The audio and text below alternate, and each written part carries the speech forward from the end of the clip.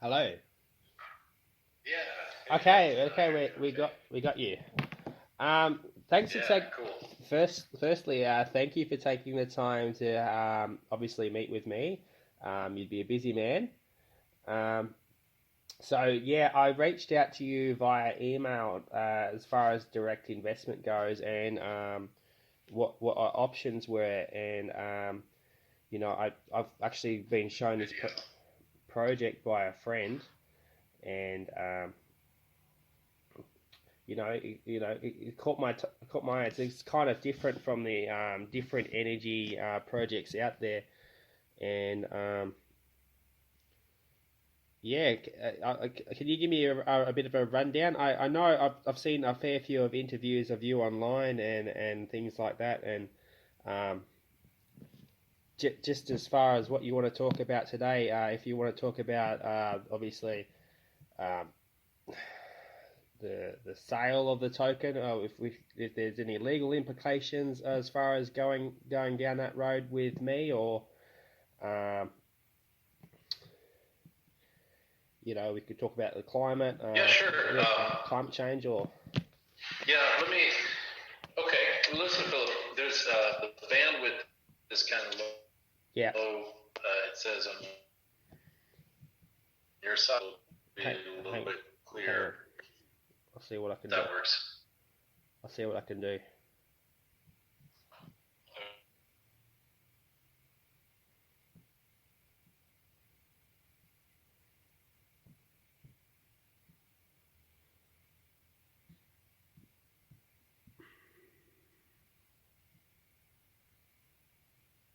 There we go.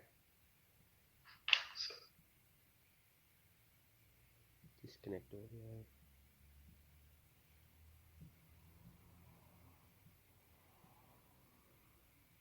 funky. Here we go. All right. So I'll. So first of all, yeah, thanks for actually listening to my interviews. I've actually I kind of cringe when I listen to them myself. So I hope they were okay. so, so I've almost made it a habit not to listen to my own interviews, but fair enough. So I'm glad you're interested in our project, and I wanted to get some feedback from you as well Yeah, about what yeah, aspects of it what aspects of it you like and these things. So you did mention you wanted to know a little bit about the cycle of the token and then the yeah, legal aspects of it. So yeah. I can cover that pretty fast. And I actually had a short presentation maybe I can give you because we're actually about to launch a new, um, you could call it product or service, which is really cool. We developed it during a hackathon last month, and we've just been waiting for these guys to announce the winners and things. They've been delaying, so we were holding off on our own um, to actually announce it. But if they don't do it tomorrow, we're going to put it out on our Twitter and stuff. So let Yeah. me see if I can share this with you real quick on the screen. So you see this one, Hang on. the slides? Um, yes, I see. Yep. Yeah. Okay. So what NFTs have been a big thing, and this year, and I would say in February, somewhere around there, we started getting a lot of hearing a lot about carbon footprint because it's a different group of people coming in with NFTs. It's a lot of artists, and so people in the art community were complaining about the you know let's say impact of energy consumption from NFTs because it's actually larger than for an ERC20 token Yeah, like yeah, ours to mint and transfer it. This is just a little background on the company. I mean, we're based in Miami, but yeah, we actually have staff in Europe and in your neck of the woods and some partners over there in Australia, New Zealand. Um, but we've been working with carbon markets since the beginning, really. I got started in it right in '98, working with the first projects that were part of the Kyoto Protocol. And so, in those days I was based in Europe, and the projects were all over Eastern Europe and China and Latin America primarily. yeah. So I never got a chance to go to Australia. I always wanted to, but hopefully one of these days. So, a few years ago we started thinking about how can blockchain be in what we do, and it makes a lot of sense because, you know, a lot of what we do is accounting. I mean, it's accounting of tons of CO2 and yeah, what's been emitted and who's, you know, responsible in these things. And so, you know, and this idea of, we've been working with a digital commodity for so long, and trying to explain it to most people is actually a challenge, you know. But what I realized, if I actually, when we started connecting the, you know, talking about tokenizing it, when I started talking to people, you know, your age, and saying, look, if we, you know, we have a crypto token, you buy it, you help the environment, you can use it to offset your carbon footprint. People actually got it much quicker than if I, you know, talk about I got that. About crypto, you know, than if I was to talk about carbon credits. So yeah, you know, that was kind of a nice thing for a change, you know. So this connecting a digital currency with a digital commodity makes a lot of sense. And the cool thing is, you can actually use our token. You know, there's a lot of talk about utility tokens, but I think our token is one of the few that, you know, has a utility built into it. Yeah. And, you know, that's the offsetting for the carbon footprint. And so what we did for the NFTs is we created a way to offset the NFT carbon footprint on chain.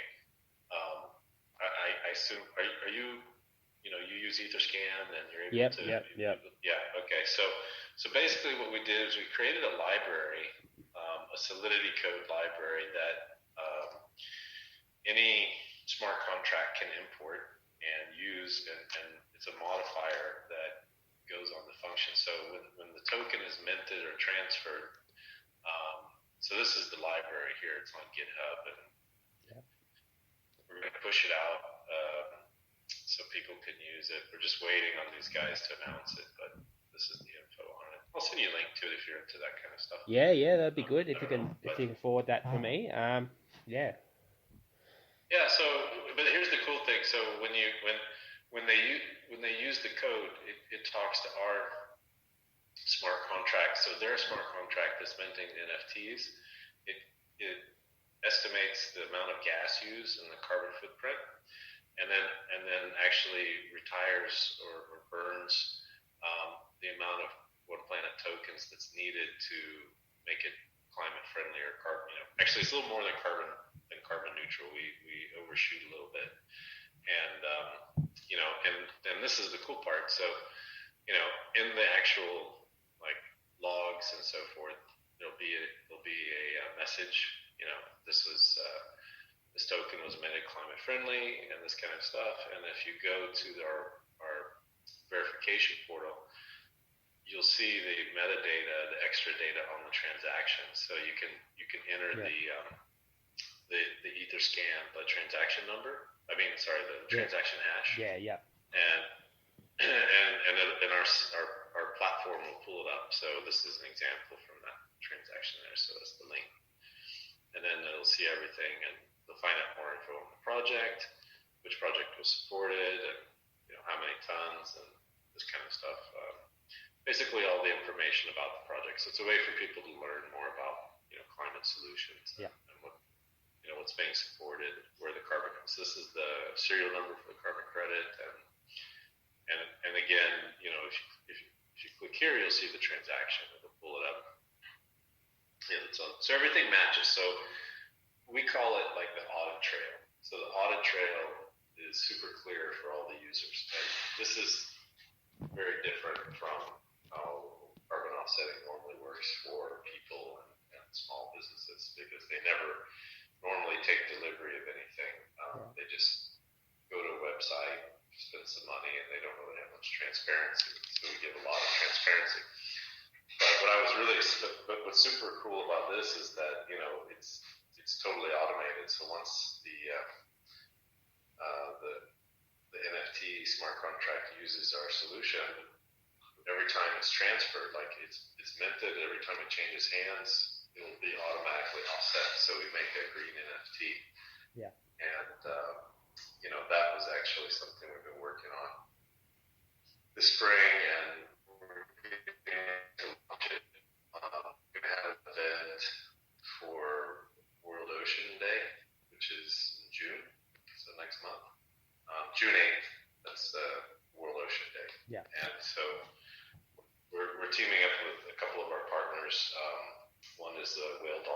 conservation, which is a big, like it sounds, whale dolphin conservation organization. It's global. It sounds big, yeah. And we're going to do it's big. They have about, I don't know, 500,000 members, and another NGO nonprofit called Peace Boat, which is like they have cruise ships that people can take these educational tours around the world, and they've been one of our early partners. So I'm excited about that because we're going to do like an eco auction on OpenSea, if you know this platform. Yeah, I know OpenSea. Yeah. The NFT marketplace. So we're gonna do it on OpenSea, and it's gonna use this solution that we made for making green NFTs. That's cool. Been kind of that's just a new that's like one of our latest developments, which is really cool. And then I think the other development we're starting to get more interest in what we're doing, you could say, is from the crypto mining side, because the same solutions can be used actually for Bitcoin and these things, because our platform can scan and do the offsetting in an automated way. Yeah.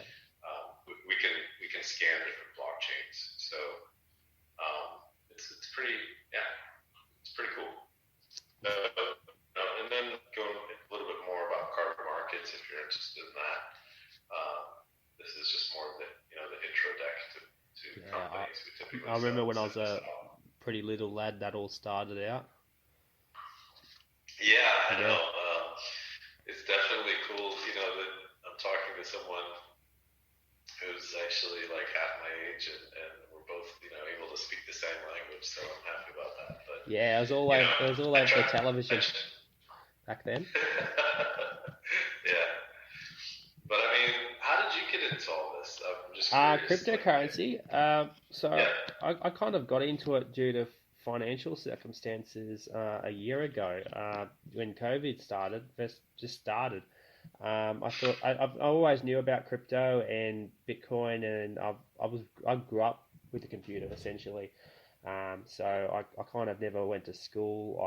I didn't fit in and I didn't learn much. So I'd always get sent home from school, and funny enough, I was allowed to jump on the computer. I don't know how that worked, but parenting, I'd always learn things. YouTube, I think, first came out, what was it, 2000 something, 6 or 7, and I learnt quite a bit from there. I also did. I got into modding games and engineering and stuff like that through just playing and get the games and actually wanting to build within the games myself. So one of my good favorites from my childhood was Heroes of the Might Magic. Not sure if you know that. I remember that one. Yeah. I was a big, I was into all these D&D, like Dungeons and Dragons, fantasy role playing. So also, I would say, sorry. Yeah. Keep going. No, that's okay. Okay. I know my magic. So that's funny. Then I actually in November I met a guy called Howard Krieger on the blockchain, and he was starting up Unfederal Reserve, and so I had good kick off with him, and we talked about a lot of stuff. He's in the banking sector, and so.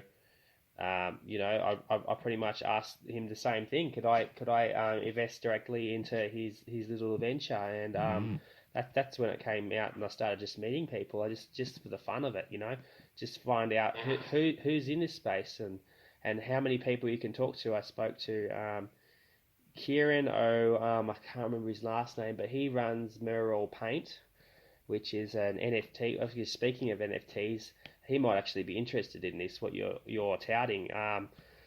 He runs. It's basically a platform for NFTs, which it's art related. So he's actually got a few partnerships actually undergoing with I think a couple of art and cultures up in the UK. So he's based in the UK.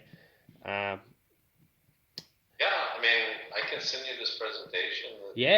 I'll definitely send it to him, because green NFTs probably will be the future. I mean, there's a lot of FUD and concern about Bitcoin right now with the energy mining, and that's something you actually said in 2018 that in your Thank in you. in I told somebody that and they didn't believe me, so I was kind of in like, Dubai you said that, and obviously it's happening right now. yeah, And so that's yeah, basically it just my takes view. some time. My view on climate change is pretty similar. Like, it's happening. It's just everyone's got a role to play in some shape or form. Whether it be a platform that allows you to kind of monetize your carbon usage and offset it, um, offsetting it, and it's just about really cryptocurrency is about adoption right now, and I think that's going to be the breakthrough because we're getting so much media attention, and if you're you're a big fish in the space, you're a big player, and you can obviously have a lot of connections and stuff like that.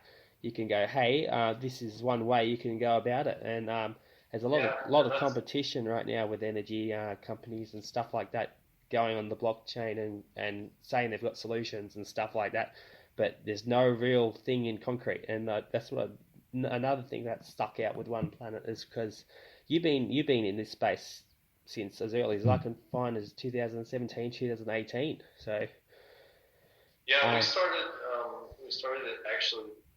So you were talking about the legal part of it. So again, it's a good way to go.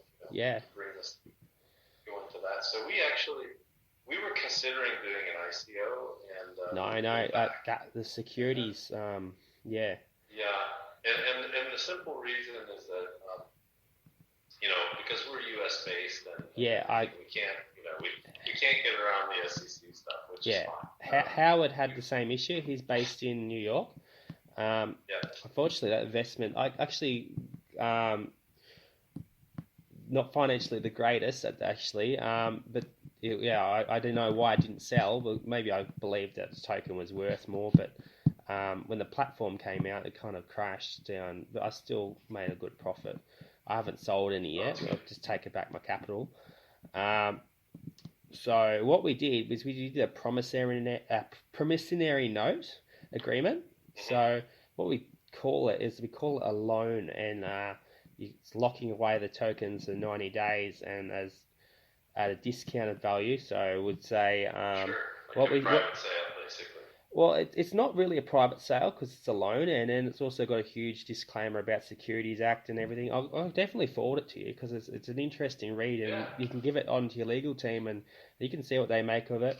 Um, yeah, sure. something to have under your belt, especially with SEC and stuff like that. When your social medias and stuff take off, you'll have a lot of people asking about price discussion and Yeah, those we can't really discuss yeah, that, yeah, unfortunately, I but know. That's what I'm saying. Um, but the whole, but for us, so I'll explain briefly, like in a nutshell, we it's not our token that makes it a security in the eyes of the SEC. Carbon credits are not actually under the purview of the SEC. They're under the jurisdiction of what's called CFTC, which you may have heard of because they also ruled on Bitcoin years ago and ruled that it was a commodity. So carbon credits are a commodity, yeah, and because of that, they're also an unlicensed commodity in the yeah, U.S. and in most places, which is why we can do things like forward sales and spot sales, and basically as long as we're not doing derivatives on an exchange, which is especially like, I mean, yeah, yeah, essentially if you're doing derivatives, then it's a little bit special. You have to have certain licenses and things, but what we do are spot and forward trades and these kind of things. So we don't have to have. So what I'm saying is the tokenization of the carbon credits and the sale of carbon credits doesn't make our token a security or yeah. anything like that. That I What did makes initially worry about what that. Yeah, I think in the FAQ on our app we have a legal summary, but Yeah. I can send you also I can send it to you by email. But basically, it's like this. What makes it a security in the eyes of the SEC is the sale of the token to raise money to develop the platform or the use case for the token. Yeah. So in our case, what we decided was, so we had two options at that point. We could register our token, this is 2018, as a security, and then only accredited buyers could use it, could purchase it, and there would be this lockup for 2 years and these things. Or we could build a platform that had at least some basic functionality and everything, so that people could, when they buy it, immediately use the token. Yeah. So we opted for the latter because, well, for several reasons, but for one, the biggest one was that the whole idea of making the token was to democratize access to carbon credits. So I thought, if we just allow wealthy people to buy it and use it, that doesn't really, that's not the purpose. We're trying to actually let small businesses and people, use the same tools as big companies. So, I was pretty adamant that we should go the security route. So, that's what we've done. We built the platform, and we were actually going to launch it in the spring of 2020.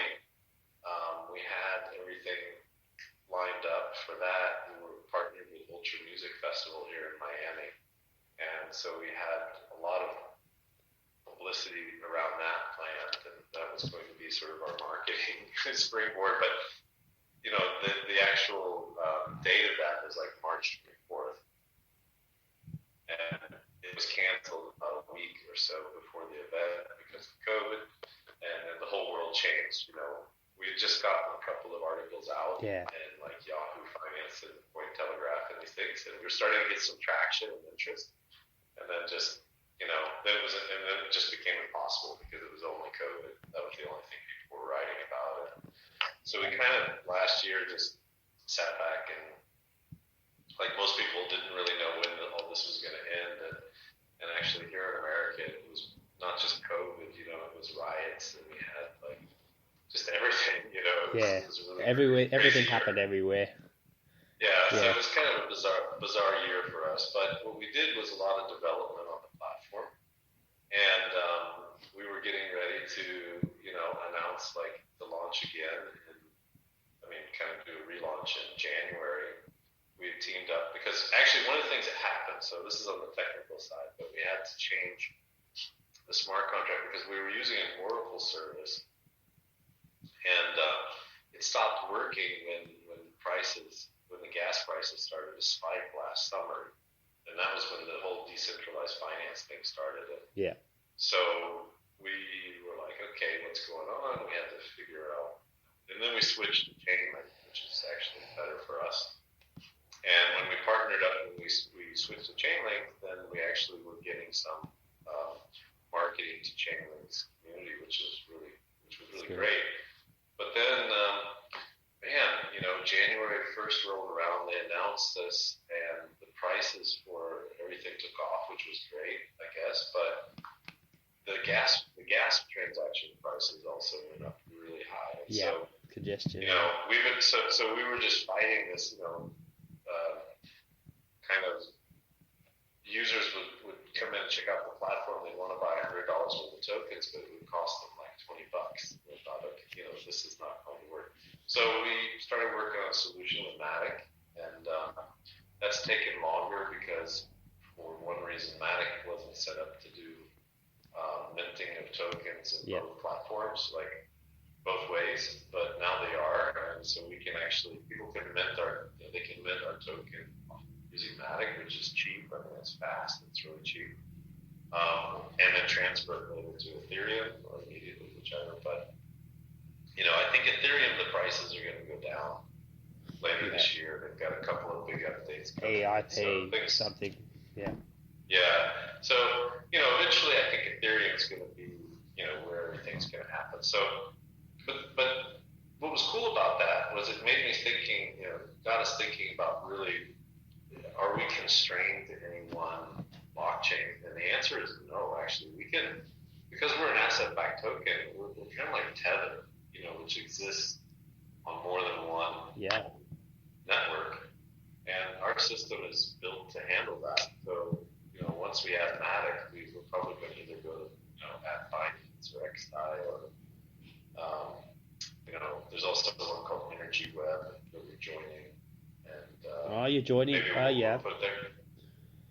Yeah, we're joining that one. It's important because I know a lot of the groups that are in there, and they're also trying to support renewable crypto mining and these things, and they want people to offer solutions and so forth. So I think I'm excited. This is now that the whole COVID thing is over, now climate change is back bigger than ever. COVID's not over, but it's at least people are tired of it and want to move on. That's good. So that's good. Yeah, so we're set up. We're getting ready to have a pretty good year now. And as I said, the whole thing with NFTs happened, and that's when we decided if we could build up this, if we could make this public library of Solidity code that anyone could actually import into their token, and that's a great use case for our token and smart contract. And so that's what we just published, and we're going to start marketing that to people and getting the word out. So probably we were supposed to, we thought it would start last week, but basically these guys that run hackathon are slow, so we're waiting on that. But they said they promised it would be announced this week, so it's Wednesday here. They probably announce it tomorrow or Friday, I hope. Cool. Sometimes delays aren't all that bad. It gives other people a chance to snoop out the project and make decisions and stuff like that. They know you've been quite busy, so yeah. So we did other things. We built out the API and started. We added a Shopify e-commerce plugin, which is like the first of several. But the cool thing with that is that so the cool thing with the e-commerce plugin is that it doesn't use crypto yet, but I imagine in the future we can enable. There'll be a way to enable that. Right now, crypto is still kind of new, well, it's just not seamless enough to get a lot of adoption in mainstream businesses as far as people using it every day, but it's getting there. In a couple of years it'll be there. So, the way our platform works is we reward the Shopify merchants, the merchants that use our plugin. So people can go in and offset their carbon footprint when they buy a product online.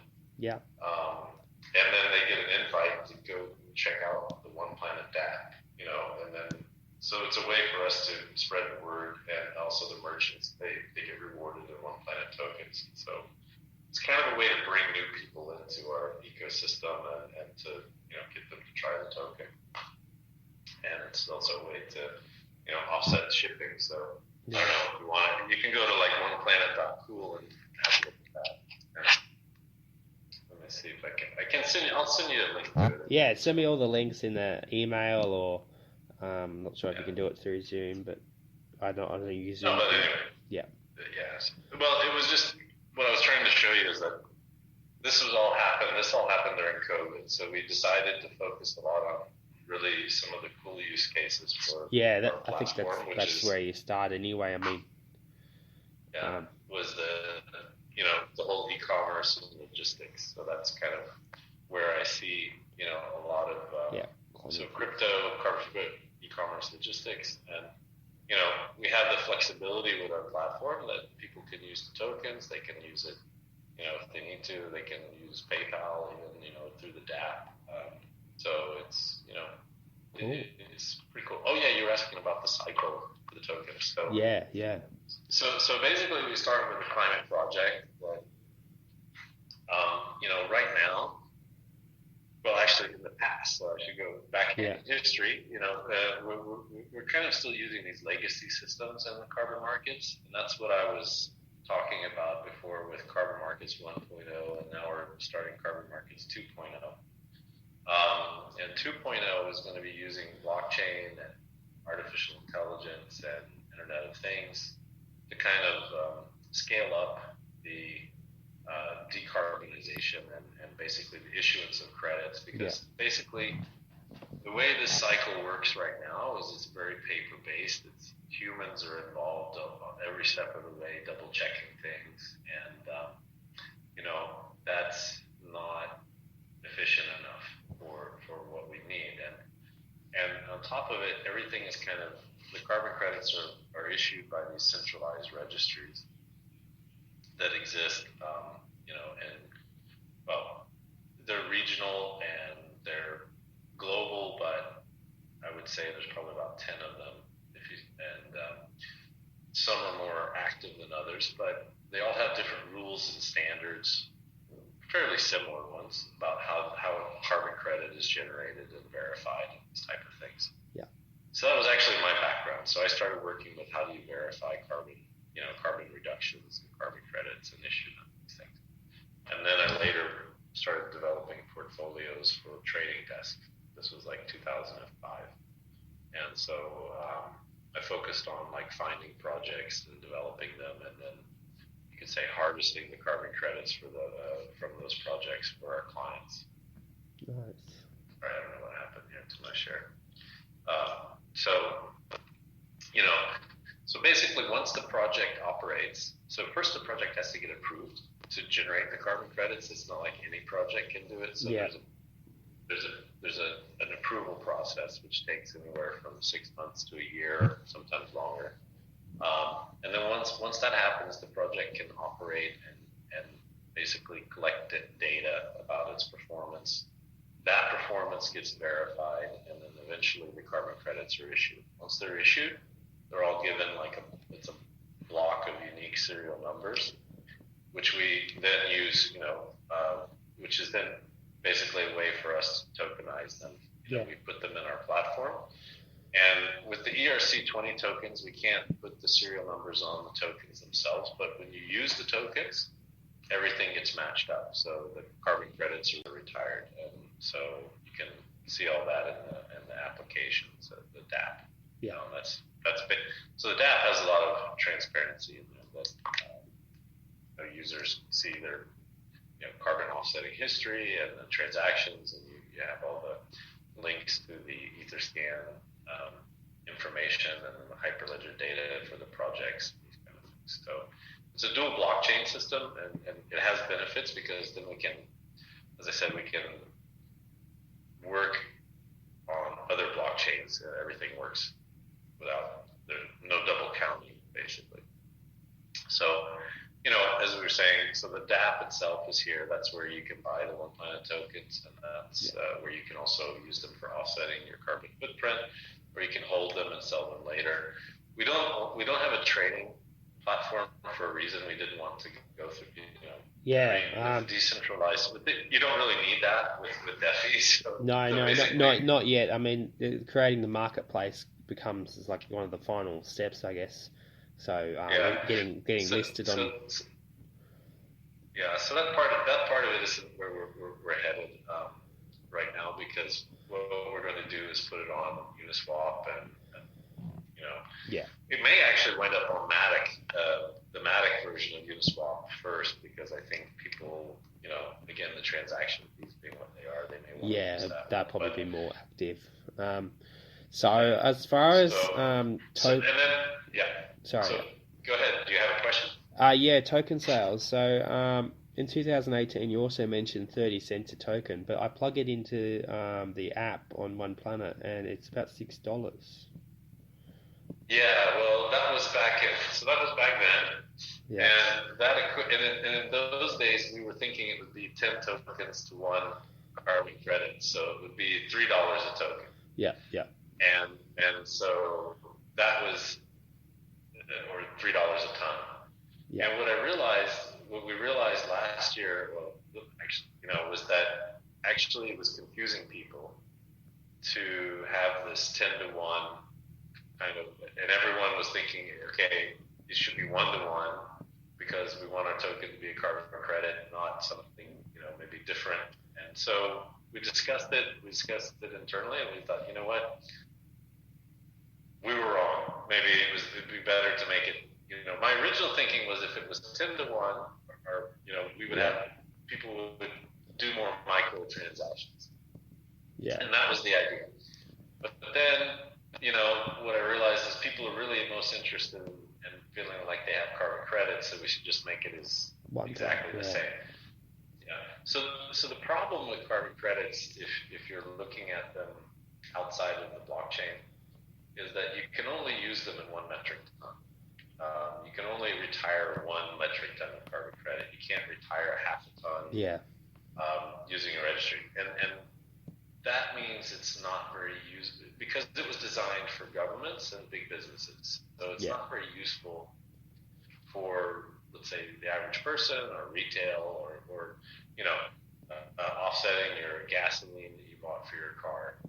It's too big. So with tokenization, we can break it up. I mean, our platform handles all these small transactions and does everything in a very transparent way. So that was the cool thing about tokenization. One of the cool things. Yeah, I know. And that's why originally it was like that. So the price of $3 was basically what we were thinking we would sell it for initially, but it was just the starting price. So we did do some private sales, at that price, but that was a long time ago, and we're not doing those anymore. So it's but it actually wasn't very many. It was to friends and family, so it was just a handful of people that got in at that price. But I can tell you this: that $6 is actually quite cheap now. If you're talking about ton of carbon, because we had kind of a weird, like, COVID changed a lot of things, but in 2019, prices started rising in carbon markets, and then suddenly COVID showed up, and that derailed all of it. That actually the prices kind of flattened in most places, but now it's been coming back quite strongly. And I think once we add Matic, we're going to raise the price. So we have 10,000 tons, or we had 10,000 tons, and we were going to sell at 6. Then I think we may actually raise it sooner than. We're discussing internally, but definitely we're not selling more than that at that price. We'll have to raise, because basically costs are going. The prices that projects want and need, and these things. In the old days, when I started working in carbon markets, prices were much higher. They were around $20 a ton to 30 at times, and that is going to come back. So the reason we have prices that are low is because we were buying carbon credits from either projects that we had sort of ownership of, or projects that we had partnerships with, so we could buy lower when prices were low. But now the market prices are going up, and so will the prices in our platform. And I think for some, like in your case, that's a good thing, because I think you can still buy a house. It's not so the way our token is the way our token is designed, it's not made to be really volatile, but it's sort of a stable. It's kind of more stable. So you're not going. That was the only real concern as far as. Sorry.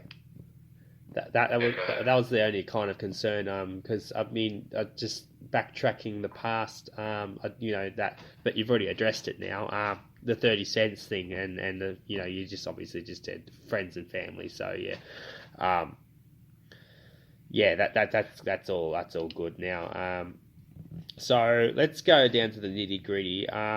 So my financial situation, I've got $100,000 in the bank. It's everything I've got. So what if we do? So you want in US dollars, or what kind of works? That would work best for you. So a bank transfer, that's something I'd kind of prefer. And kind of just a rundown of the signed agreement, or how would I mean, we can do a bank transfer if that's your preference. Yeah. Would like to do it with Ethereum. Yeah, no, no. I kind of I thought mean, everyone wanted Ethereum, but but the it's thing, up to you. the thing is, like I was thinking, some sort of deal that we can offer, because since you're interacting with cryptocurrency, there's a tax associated with that. So sending money directly to your pocket and the company's pocket can be also used as a leverage towards the product itself instead of interacting with Ethereum, which you're going to be taxed for. Well, yeah, Yeah, we can do no, we can. I mean, so as I said in the past, we did some sales like that. These yeah, jar yeah. sales. So So I have a contract. I can send you a contract. that, That's no yeah, problem. let's You do just have that. to tell us. You have to tell us how to deliver the. You know where. What I mean, in there you have to put like your wallet address or Yeah, tell yeah, us yeah. eventually where to send them. Yeah, I'll give you all that Um, stuff. And okay. so, yeah. What kind of So we'll just say 75,000 US. Um, and what if the price tanks after Matic listing? What kind of insurance do I have as far? Because I mean that's I mean I like putting my eggs in all in one basket. If it's something that I think is going to be a winner in the future, and I'm pretty certain that this is going to be a promising project that's going to be around for a long time. So. Okay. Well, I'm really happy to hear that, but I really, are you sure you would want? I mean, Yeah, yeah. I think putting three-quarters of your net worth in that is kind of risky. I would say, not because I don't believe in our project, but I just don't want that responsibility. Oh, well, I mean, I feel like what I'm saying is, you gotta like, what are you gonna live on? What are you gonna, oh, I've got a job. I mean, I work as a. I don't know. I don't know. I'm trying to talk you. I'm only talking you out of it because you're still. Yeah. I mean. I'm still young. I'm You're still 24. starting out in life. Yeah, that's all right. I kind of. I wish I did the same with the other project that I invested in, but yeah, it's kind of gone to poo at the moment. But I'm still like, I've got back my initial and everything like that. But I hope one day it will All right. come. Well, look, if you go in, okay, sleep on it. I mean, let's do like this. I'm gonna I can talk. I can talk to friends and sleep on it. yeah. I can talk to friends and family about it. They're probably the best people to talk to, I guess. And as far as financial advice goes, but I'm thinking, there's another way about investing a lot of money like that is that if the price does tank after a Matic listing, getting extra tokens as a compensation, is that a possibility for you, or if I get them at the rate of what is $6 or whatever agreed rate we're going to go with, and no matter what, Listen, the value, the face if we're value. doing it like this, yeah. Yeah. Listen, Philip, if we're doing a sale like this off the bank transfer or whatnot, yeah, I can give you a better price going in, to buy that much. So I can give you like $5, right there, and so we can sell to you at $5 a ton. And I don't know how to. I don't know how to think about like if the price tanks. I don't think the price is going to tank. I'm not sure why. If anything, it's going to go the other direction. Yeah, yeah. Because basically the price of carbon is going to go up. The days of $5 carbon credits are gone. Yeah, yeah. It's going up already. Yeah. In Europe, you see prices much higher. In California markets, it's like at 12. So, but I believe in what we do, and I can totally come up with some way to compensate you if the price goes down. Okay, well, make it some kind of, we'll set it in stone. Just send me everything you've got, and I can send you a direct transfer today. Because I'm out in town today, so I'll go down the bank and fill all that out and send the money to you, and we'll go from there. What if you need Well, do you need a signature or a signed agreement, and I can sign that electronically too? And um, yeah, Bob's your uncle. Bob's your uncle. I like that. I learned that when I was in England. Yeah. So, yeah. So listen, Philip, that sounds fantastic, and I will send you everything here within an Yeah, hour. thanks so much for this And opportunity, by the way, too. I mean, to have the ability for someone like myself who's working a wage job every day, to invest in these kinds of things, it's very rare. I mean, cryptocurrency's been game changing for I think everyone as far as getting an outreach goes and finding people. Then you've experienced it yourself. You've gotten a fair few people in already, and you know, yeah, it's I not love like the we can. community. Yeah, yeah, It reinvigorated me so much. I don't, in part because of people like you that I meet who are young, who are bright, who just want to do something positive and just kind of get it. It's so much more fun to actually work with people work with people like you that a lot of my peers and people that I have to deal with in some of the business world. But no, I feel like crypto is. I'm glad it's definitely made me young again. Just being able to be in that space. I don't know how else to put it. I mean, I was always kind of young at heart anyway. yeah, You know, curious. So I don't feel like that's changed, but I just feel like it has so much potential, and we're just scratching the surface.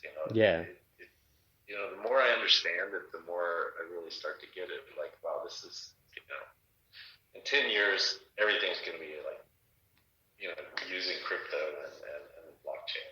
No yeah, doubt in my mind.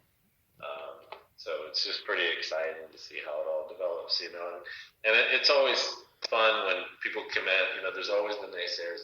Like, oh, it's not. It's only hype. It's only this. It's only for speculation. It's only. yeah. They always have these like reasons why it's going to just go away, and it just goes away for a little bit and comes back strong. It So does, yeah. So yeah. Well, look, man, Philip. Really pleasure to meet you too. Yeah, pleasure to meet you too. I mean, I'll send you the contracts, but listen, if you want, if we close this deal, you can reach out to me anytime you want to talk. Because, Thanks so much. I'm excited to have somebody like you support the project and be a part of it. It really makes me happy. My pleasure. All right. All right. Well, listen, Bob's your uncle. I'll get that out. Thank you. I probably didn't use Bob's your uncle right, but anyway, I'll Yeah. I mean, there's another one that you say after Bob's your uncle. I can't remember. It's Fanny's your auntie, I think. Yeah. we got all kinds of sayings up here in Australia. It's crazy. Yeah. That's so funny. I'll tell you what. I'll make a deal with you. If we next time we talk, I'll tell you this funny story about how some Australians saved me when I was in Sweden one time. I was really having a bad time, and I ran into a group of Australians. Yeah. It was a great party place. It's a really funny story, but I mean, funny, but true. And I have some good friends, some good buddies. I'd love to hear that, man. That'd be good. Yeah, that's cool. Yeah. All right. I'll let you go. I'm gonna have a busy day myself. Gonna go back to work, so I'll leave it there. And it was great talking to you. All right. I'll see you. Thanks. It's all right. All right. Talk Bye. to you soon.